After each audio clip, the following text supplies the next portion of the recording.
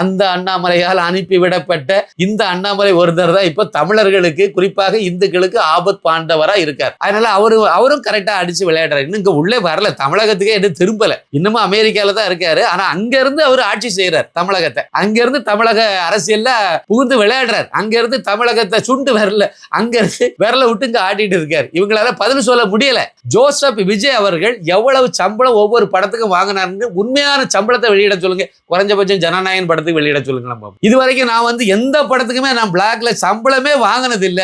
எல்லாமே நான் அரசாங்கத்துக்கு முறையா சம்பளத்தை அரசாங்கம் கணக்கு காணிச்சு வரி கட்டி தான் வந்திருக்கேன். சொல்லுங்க ஜோசப் விஜய் சொல்லுங்க. நாளையில இருந்து நான் பேசவே மாட்டேன், அரசியலும் பேச மாட்டேன், எதுவும் பேச. கேவலமா இருக்கு சார். சட்டசபையில முதலமைச்சருடைய அலுவலகத்துல மற்றவங்க எல்லாம் வரும்போது போட்டோ எடுக்கும்போது பேக்ரவுண்ட்ல யாரு இருக்குன்னு பாத்தீங்கன்னா இவர் நேர்மையான ஆட்சி சொல்ல போறேன்னு சொல்லிட்டு இருந்தார். ஊரு பூரா ஏமாத்திட்டு வந்தாரு விஜய், ஜோசப் விஜய். அங்க யாரு வச்சிருக்காங்கன்னா ஈவேராவுடைய போட்டோ வச்சிருக்காரு, காமராஜர் போட்டோ வைக்கல. எல்லா கட்சிகளும் சேர்ந்த ஒரு கும்பல் பாஜக, அண்ணாமலை தனியா. அப்ப இப்படிதான் களம் மாறுது. இது பாஜகவுக்கு நல்லதுதான். நீங்க இதெல்லாம் பண்ணாதான் இந்துக்காரனுக்கு கொஞ்சம் சூடு சொரணம் வரும். இன்னமும் தூங்கிட்டே இருக்காங்கல்ல, இன்னும் திமுகவுக்கு ஓட்டு போட்டுட்டே இருக்காங்கல்ல, நல்ல பட்டையை அடிக்க வேண்டியது, கோயில்ல போய் நல்லா இது பண்ண, அப்புறம் திமுகவில் போய் ஓட்டு போட வேண்டியது.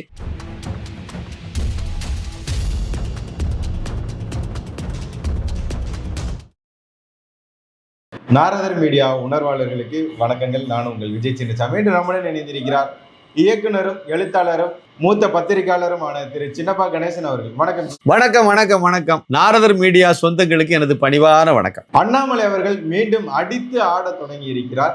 தாவேக்காவை பார்த்து சொல்கிறார், திமுகவும் தாவேக்காவும் ஒரு நாணயத்தின் இரு பக்கங்கள் அப்படின்னு சொல்லி குறிப்பிட்டிருக்கிறார். ஏன் அப்படின்னா சனாதனம் குறித்து உதயநிதியும் பேசியிருக்கிறார், ஒழிக்கணும் அப்படின்னு சொல்லி. தாவேக்காவின் எம்எல்ஏ முஸ்தபாவும் பேசியிருக்கிறார். இந்த வீடியோலாம் பகிர்ந்தும் அண்ணாமலை இந்த மாதிரியான ஒரு பதிலடியை முன்வைத்திருக்கிறார். அது மட்டும் இல்லாமல் இந்த சனாதனம் விவகாரத்தில் உதயநிதி அவர்களை காப்பாற்றுவதற்கு ஆதவ் அர்ஜுனா அவர்கள் துடிக்கிறார் அப்படின்னு சொல்லி பேசியிருக்கிறார். உண்மை என்ன நடந்துட்டு இருக்கு? அண்ணாமலை அவர்களோட இந்த அடித்து ஆடுவதை நீங்க எப்படி பாக்குறீங்க?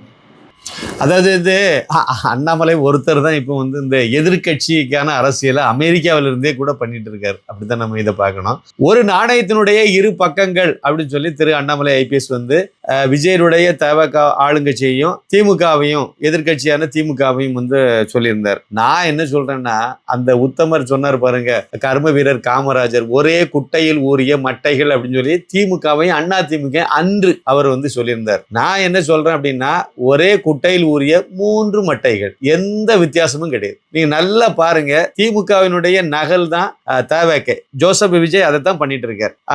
அந்த 2 கட்சியும் ஒரு நாணயத்தின் இரு பக்கம்னு சொன்னது 100% உண்மை. ஏன்னா அவங்க என்னெல்லாம் பண்ணாங்களோ அதான் இவர் பண்றாரு. அவங்க ஒன்றிய அரசுன்னு சொன்னாங்க, இவர் ஒன்றிய அரசுன்னு சொல்லிதான் பண்றாரு. அவர் கடிதம் எழுதிட்டு இருந்தாரு பிரதமருக்கு, இவரும் கடிதம் தான் எழுதிட்டு இருக்காரு. இவர் பிரச்சாரத்துல சொல்லிட்டு இருந்தாரு, அது நாங்க கடிதம் எல்லாம் எழுதிட்டு இருக்க மாட்டோம், நாங்க யாரு தெரியுமா அப்படின்னாரு. இப்ப என்ன பண்ணாரு, கடிதம் தான் எழுதிட்டு இருக்காரு. அதை விட முக்கியம், அதாவது சனாதன ஒழிப்பு அப்படிங்கிற பேர்ல அவங்க பண்ண அதே சித்தாந்தத்தை தான் இவங்களும் பண்ணிட்டு இருக்காங்க. சனாதனத்தை எதுக்கு இந்து தர்மம் தானே, சனாதனம்னா இந்து தர்மம் அப்படின்னு சொல்லி உங்களுக்கு அதே மேடையிலேயே கி வீரமணி விளக்கம் கொடுத்துட்டு போயிட்டாரு. இந்து தர்மம் தாங்கிறது எல்லாத்துக்கும் தெரியும். அதுலதான் இவர் அடுத்த கட்டமா அவரை உதயநிதியை காப்பாத்துற விதமாக திரு ஆதவ் அர்ஜுனா களத்துல இறங்கி பண்ணதுக்கும் திரு அண்ணாமலை ஐபிஎஸ் அவர்கள் தான் பதில் சொல்லியிருக்காரு. அதாவது இது வடக்க தான் சனாதன தர்மம்னா இந்து மதம், ஆனா தெற்க தமிழ்நாட்டுல அப்படி கிடையாது. என்ன அறிவு கொழுத்துகளை பாருங்களேன். உங்களுக்கு தான் அந்த மதத்துக்கு மேல நம்பிக்கை இல்லை. நான் அதைத்தான் கேட்கிறேன். ஆதவ் அர்ஜுனா கிறிஸ்தவ மதத்துக்கு போயிட்டீங்க, அந்த போக வேண்டியதானே. அதுக்கு பிறகு எதுக்கு இந்து மதத்தை நோண்டிட்டு இருக்கீங்க? அதுல உங்களுக்கு என்ன வேலை கிடக்கு, என்ன அலுவல் உங்களுக்கு? அதுல முஸ்லிம் மதத்தை போய் நோண்டிட்டு இருக்கீங்களா? பெண்கள் ஆண்கள் தொழக்கூடிய மசூதிக்கு உள்ளால பெண்கள் எல்லாம் தொழுறதுக்கு அனுமதிக்க மாட்டேங்கிறாங்க.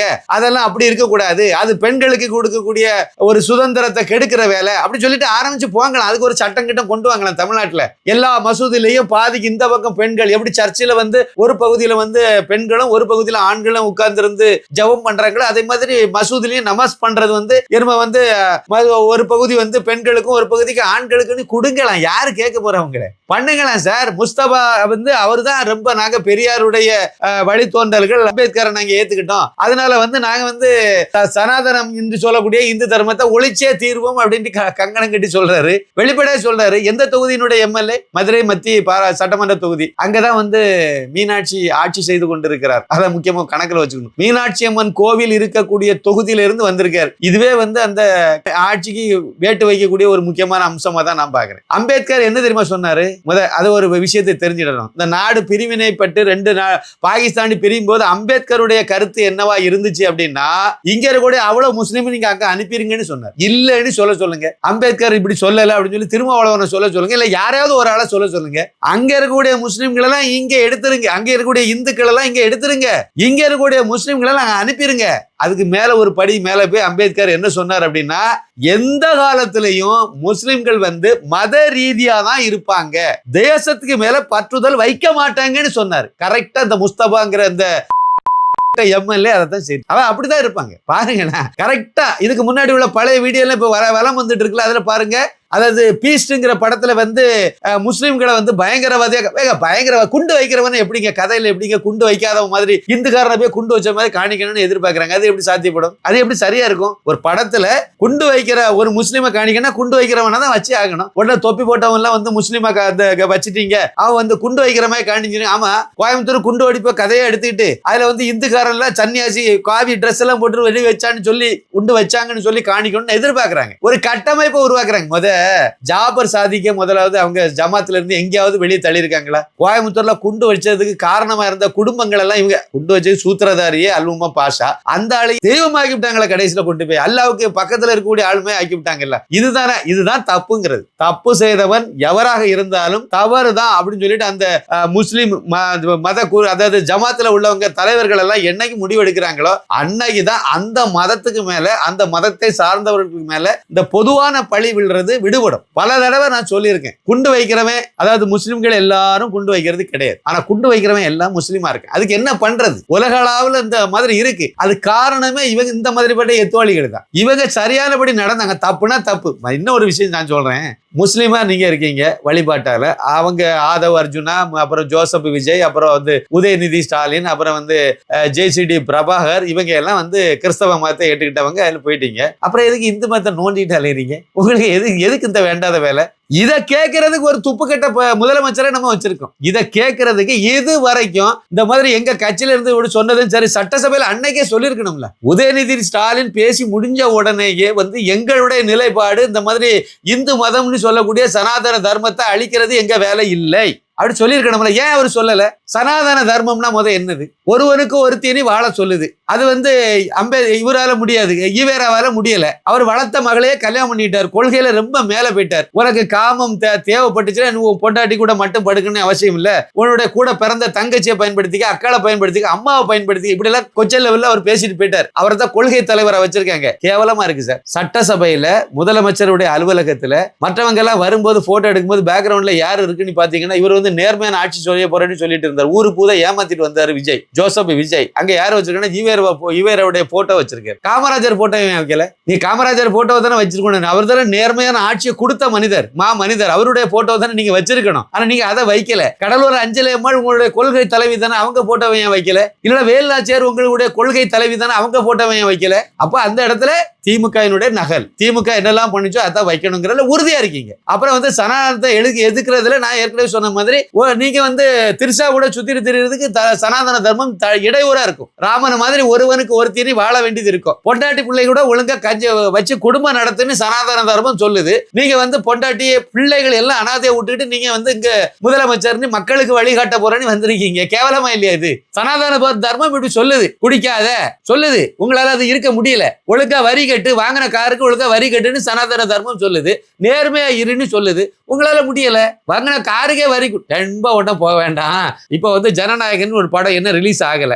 இந்த படத்துல இருந்து இவருடைய முதல் படத்துல இருந்து இந்த படம் வரைக்கும் ஜோசப் விஜய் அவர்கள் எவ்வளவு சம்பளம் ஒவ்வொரு படத்துக்கும் வாங்கினாருன்னு உண்மையான சம்பளத்தை வெளியிட சொல்லுங்க. குறைஞ்சபட்சம் ஜனநாயகன் படத்துக்கு வெளியிட சொல்லுங்க. நான் வந்து இவ்வளவு ரூபாய் சம்பளம் இந்த கணக்குல எழுதி வச்சுக்க சம்பளத்தை சொல்லக்கூடாது. இந்த பிளாக்ல வாங்கினாரா இல்லையா அதை சொல்லுங்க. இது வரைக்கும் நான் வந்து எந்த படத்துக்குமே நான் பிளாக்ல சம்பளமே வாங்கினது இல்ல. எல்லாமே நான் அரசாங்கத்துக்கு முறையா சம்பளத்தை வந்து அரசாங்கம் கணக்கு காணிச்சு வரி கட்டி தான் வந்திருக்கேன் சொல்லுங்க. ஜோசப் விஜய் சொல்லுங்க. நாளையில இருந்து நான் பேசவே மாட்டேன். அரசியலும் பேச மாட்டேன், எதுவும் பேசணும். குறிப்பா அரசியல் தானே இப்ப பேசுறோம். அரசியலே பேச மாட்டேன் சார். சொல்லுங்க சார். இதுல இருந்து இது வரைக்கும் வாங்கினதுக்கெல்லாம் கரெக்டா நான் வாங்கின சம்பளத்தை ஒயிட்டா தான் நான் வாங்கினேன். அரசாங்கத்துக்கு ஒழுங்கா வரி கட்டுனேன். காருக்கு வரி கட்டலன்னு ஊருக்கே தெரியும். அப்புறம் வந்து இவருடைய வீட்டுல இருந்து திரிஷா வீடு, நயன்தாரா வீடு, எல்லாருக்கும் வீட்டுல இருந்து பணத்தை அள்ளிட்டு போனாங்க. இதெல்லாம் ஒரு கடந்த பத்திரிகையில வந்த செய்தி ஒண்ணு இருக்குல்ல, இப்ப கூட தேடி பாத்தீங்கன்னா கிடைக்கும் அந்த செய்தி எல்லாம். இதெல்லாம் இந்த உங்களுடைய வரலாறு. இந்த லட்சணத்துல வந்து சனாதனத்தை ஒழிக்க வருகின்ற கும்பலுக்கு நீங்களும் சப்போர்ட்டா இருக்கிறீங்க. அப்படின்னா வந்து அண்ணாமலை ஒரு மனிதன் தான் வந்து அந்த அண்ணாமலையால் அனுப்பி விடப்பட்ட இந்த அண்ணாமலை ஒருத்தர் தான் இப்ப தமிழர்களுக்கு குறிப்பாக இந்துக்களுக்கு ஆபத் பாண்டவரா இருக்கார். அவர் ஒரே ஒருத்தர் தான் நமக்கு கிடைச்சிருக்காரு. அதனால அவரும் கரெக்டா அடிச்சு விளையாடுறாரு. இன்னும் இங்க உள்ளே வரல, தமிழகத்துக்கே எதுவும் திரும்பல. இன்னமும் அமெரிக்கால தான் இருக்காரு. ஆனா அங்க இருந்து அவர் ஆட்சி செய்யறாரு தமிழகத்தை. அங்க இருந்து தமிழக அரசியல்ல புகுந்து விளையாடுறாரு. அங்க இருந்து தமிழகத்தை சுண்டு வரல, அங்க இருந்து விரல விட்டு இங்க ஆட்டிட்டு இருக்காரு. இவங்களால பதில் சொல்ல முடியல. அதான் தவிர அவர் தான் அதனாலதான் சொன்னார். ஆதவ அர்ஜுனா ஒருபடி மேல போய் வடக்க வந்து சொல்லுவாங்க, தெற்க இது கிடையாது. அதனாலதான் அதுக்கு தான் அவர் வந்து சரியான ஒரு பதில் சொன்னார். 7 சின்னத்துல ஒரு குத்து, தென்னை மரத்துல ஒரு குத்து அப்படிங்கிறது சொன்னது ஆதவ அர்ஜுனாக்கு தான் திரு அண்ணாமலை ஐபிஎஸ் சொல்லியிருந்தார். தெளிவா தான் சொல்லியிருந்தார், கரெக்டா தான். நீங்க எதுக்கு இங்க வந்து உதயநிதி ஸ்டாலினை காப்பாற்றணுங்கிற இதுல வரீங்க? உங்களுடைய பழைய ஓனர் அந்த நன்றி விசுவாசத்துல அவரை காப்பாற்றணும் ஓடி வரீங்களான்னு கேட்கிறார். சட்டசபையிலவே ஏற்கனவே கோர்ட்ல போய் மன்னிப்பு கேட்டுட்டு வந்தாலும் உதயநிதி ஸ்டாலின் இதே சனாதன ஒழிப்பு பிரச்சனை. அதுக்கு பிறகு நீங்க வந்து சட்டசபையிலும் பழையபடி நீங்க அதே இதை பேசுறீங்க, முதல் பேச்சிலே பேசுறீங்கன்னா திமிரு தானே அது. அப்ப வீர பிளான் பண்ணி தானே செய்றீங்க. அங்க ஏற்கனவே ஃபைன் கட்டி மன்னிப்பு கேட்டுட்டு வந்துட்டு பழையபடி நீங்க பேசுறீங்க அப்படின்னா இது சாதாரண விஷயம் கிடையாது. இது வந்து திட்டமிட்ட இதுதானே. பேசணும் அப்படின்னு சொல்லி தானே பேசுறீங்க. அதே எப்படி ஆதவ அர்ஜுனா பேர் காப்பாத்தணும்னு நினைக்கிறாரு, இல்லைன்னா உதயநிதி ஜோசப் விஜய் அவர்கள் வந்து எதுக்கு அதை காப்பாத்தணும்னு நினைக்கிறாரு. அப்ப நீங்க எல்லாருமே ஒரே குட்டையில ஊர்ல 3வது மட்டை. சார் 2021 சட்டமன்ற தேர்தலில் கருப்பு சிவப்பு பெயிண்ட் அடிச்ச சைக்கிள்ல தான் விஜய் வந்தாரு. குறியீடு மூலமாக திமுகவுக்கு ஓட்டு போட வச்சாரு. எல்லாருக்கும் தெரிஞ்ச உண்மை. 2024 பாராளுமன்ற தேர்தலில் திமுகவுக்கு நேர எதிராக உள்ள ஓட்டுகள் எல்லாம் பிரிக்கணும்னு ஒரு கணக்கு வச்சாங்க. அதுக்காக வேண்டி தேர்தலுக்கு சற்று முன்னாடி ட்விட்டர்ல கட்சி ஆரம்பிச்சாரு ஜோசப் விஜய். சும்மா ஒரு சம்பிரதாயத்தை தான் ஆரம்பிச்சாரு. பெரிய இலக்கெல்லாம் அவருக்கு ஒண்ணும் கிடையாது. ஆரம்பிச்சாரு. எதுக்கு ஆரம்பிச்சாரு அப்படின்னா, இப்ப வந்து 2021 திமுக எதிர்கட்சி, அதனால திமுகவுக்கு ஓட்டு போடுங்கன்னு சொல்லிட்டாரு. 2024 பாராளுமன்ற தேர்தலில் திமுக ஆளுங்கட்சி. அப்ப திமுகவுக்கு எதிரான அணில குறிப்பாக அண்ணாமலையை நோக்கி இளைஞர்கள் நகர்ந்துட்டு இருக்காங்க. இதை மிஷினரி கும்பல் கரெக்டா கையாண்டுட்டு கரெக்டா கண்டுபிடிச்சிட்டாங்க. அவங்களுக்கு நல்லா தேச துரோக கும்பலுக்கு நல்லா இந்த வேலையெல்லாம் நல்லா செய்வாங்க. கரெக்டா அவங்க வந்து அஜெண்டா கொடுக்குறாங்க. ஜோசப் விஜய் வந்து அப்படியே வந்து அதாவது திமுகவுக்கு எதிரான ஓட்டு அண்ணாமலையை நோக்கி நகர்ற ஓட்டுல ஒரு குறிப்பிட்ட பகுதியை வந்து இந்த பக்கமா திருப்பி விட்டுறணும் அப்படின்னு சொல்லி முடிவு பண்றாங்க. அப்ப இவர் கட்சி ஆரம்பிச்சிடறாரு. ஆனா தேர்தலில் போட்டியிடல. ஏன் போட்டியிட வேண்டியது தானே. அப்ப போட்டிட்டு வந்து ஒரு இடமும் வெற்றி பெற முடியாதுங்கிறது அன்னையுள்ள சூழ்நிலை. ஆனா அவங்க இலக்கு நோக்கம் அது கிடையாது. அண்ணாமலைக்கு உள்ள ஓட்டை கொஞ்சம் பிரிச்சு விடணும். இவரோட ரசிகர்கள் மூலமாக ரசிகர்களை அண்ணாமலை பக்கம் போகாம காப்பாத்தி அப்படியே கொண்டு போய் சீமானுக்கு ஓட்டு போட வச்சாங்க. அப்படியே மைக்கு சின்னத்தை கொண்டு போய் வச்சாங்க.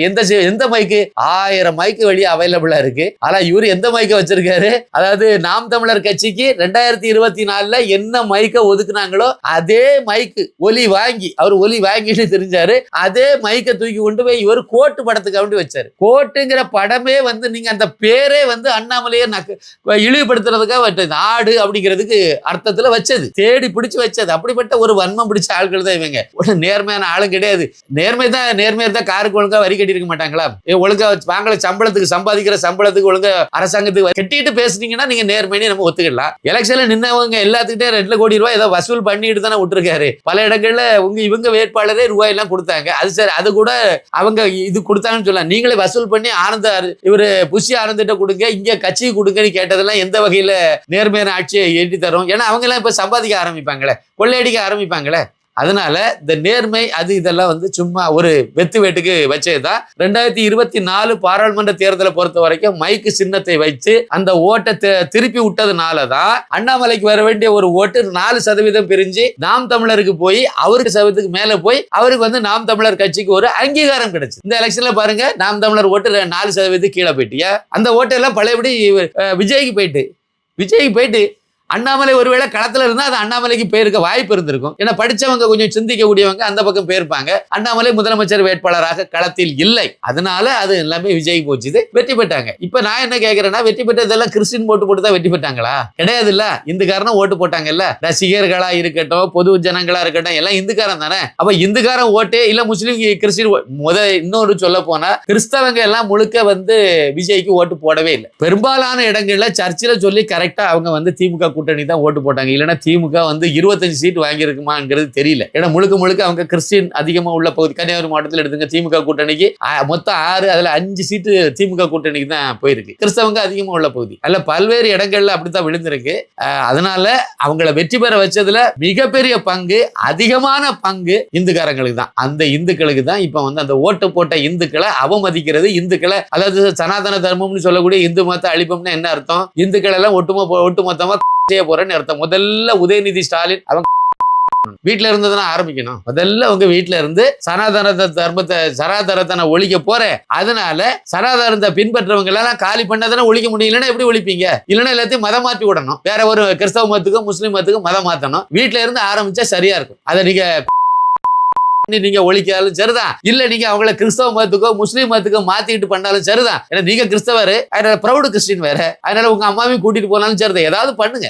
சும்மா இருக்கக்கூடிய இந்துக்களை சீண்டி விடக்கூடிய வேற. இது வந்து திரு அண்ணாமலை ஐபிஎஸ்க்கு ஒரு சாதகமான ஒரு அம்சமா தான் நான் பாக்குறேன். இவங்க அவ்வளோ ஒரு அணியை திறந்துட்டாங்க. திமுக அண்ணா திமுக ஒரு பெரிய அணி கூட போய் சேர்ந்து பிசி ஒரு ஜோசப் விஜய் கட்சியில, அப்போ ஜோசப் விஜய் ஆளுங்கட்சி எதிர்கட்சி, அப்புறம் வந்து இன்னொரு எதிர்கட்சியா இருந்த எடப்பாடி பழனிசாமி கட்சியிலையும் பாதி பிரிஞ்சு அந்த பக்கமா பேசி அவங்க கூட சேர்ந்துட்டு, அப்ப கிட்டத்தட்ட அண்ணாமலை வெர்சஸ் அப்படியே வந்து ஆல் அதர்ஸ் எல்லா கட்சிகளும் சேர்ந்த ஒரு கும்பல். அண்ணாமலை மட்டும் தனியா, பாஜக அண்ணாமலை தனியா. அப்ப இப்படிதான் களம் மாறுது. இது வந்து பாஜகவுக்கு நல்லதுதான். என்ன பொறுத்த வரைக்கும் அப்படிதான் இதை பாக்குறேன். பாசிட்டிவ் எடுத்துக்கும். நீங்க இதெல்லாம் பண்ணாதான் இந்துக்காரனுக்கு கொஞ்சம் சூடு சொரணை வரும். இன்னமும் தூங்கிட்டே இருக்காங்கல்ல, இன்னும் திமுகவுக்கு ஓட்டு போட்டுட்டே இருக்காங்கல்ல, நல்ல பட்டையை அடிக்க வேண்டியது, கோயில்ல போய் நல்லா இது பண்ண, அப்புறம் திமுகவில் போய் ஓட்டு போட வேண்டியது. இது நம்ம தர்மத்தை தான் உங்க கட்சி தலைவர் வந்து இப்படி சொல்றாருங்கிற குறைந்தபட்ச அறிவு கூட இல்லாம இன்னமும் திமுக கொடியை தூக்கிட்டு அலையிறாங்க இந்துக்காரங்க. கோயிலுக்கு போற இந்துக்காரங்க, உப்பு போட்டு சோறு திங்கிற இந்துக்காரங்க, அவங்களுக்கு எல்லாம் கொஞ்சம் புத்தி வரணும்னா இதை மாதிரி தொடர்ந்து பண்ணிட்டே இருந்தாதான் அவங்களுக்கும் புத்தி வருங்கிறது என்னுடைய கருத்து. ஒரு சின்ன வேண்டுகோள், அதாவது இந்துடா படத்தை இதுவரைக்கும் பார்க்காதவங்க கட்டாயம் பாருங்க. நீங்க வந்து ஒண்ணு இல்ல, நீங்க வந்து டிஸ்கிரிப்ஷன்ல வந்து அந்த லிங்க் கொடுப்பாங்க. அந்த லிங்க்ல நீங்க கிளிக் பண்ணி பார்த்தாலே நீங்க இந்துடா படத்தை நீங்க பார்க்கலாம். அந்த படத்தை இதுக்கு முன்னாடி பாத்தீங்கன்னா நண்பர்களை பார்க்க சொல்லுங்க. படத்தை பார்த்தவங்க வாலண்டரி கான்ட்ரிபியூஷன் பண்ணணும்னு நினைச்சு பண்ண முடியாதவங்க ஒரு QR கோடு கொடுக்குறோம், 2 நம்பரும் கொடுக்குறோம். அதன் மூலமா நீங்க வந்து உங்களுடைய வாலண்டரி கான்ட்ரிபியூஷன் நீங்க பண்ணணுங்கிறது என்னுடைய பணிவான ஒரு வேண்டுகோள். அவசியம் பண்ணணும். நம்ம இது வரைக்கும் அதாவது ஒரு 85 லட்சம் ரூபாய் வரைக்கும் செலவு பண்ணியிருப்போம். நூற்றுக்கணக்கான பேர் செலவு பண்ணி தான் அந்த நிதியை கொடுத்து தான் நம்ம அந்த படத்தை நம்ம உருவாக்கி இருக்கோம். அதே மாதிரி 1 கோடி ரூபாய் அளவுக்கு நம்ம எதிர்பார்த்தோம் வாலண்டரி கான்ட்ரிபியூஷன். ஆனா இன்னைக்கு இப்ப நம்ம பேசிட்டு கூடிய நிலவரப்படி பார்க்கும்போது 17,50,000 ரூபாய் அளவுக்கு வந்து நமக்கு இந்த வாலண்டரி கான்ட்ரிபியூஷன் வந்திருக்கு. அதனால அவசியம் நீங்க எல்லாம் உதவணுங்கிறது என்னுடைய பணிவான வேண்டுகோள். உங்களுடைய பொன்னான நேரத்தை ஒதுக்கி பல தகவல்களை நாடக மீடியாவுடன் பகிர்ந்து கொண்டதற்கு மிக்க நன்றி. மிக்க நன்றி. நன்றி, வணக்கம்.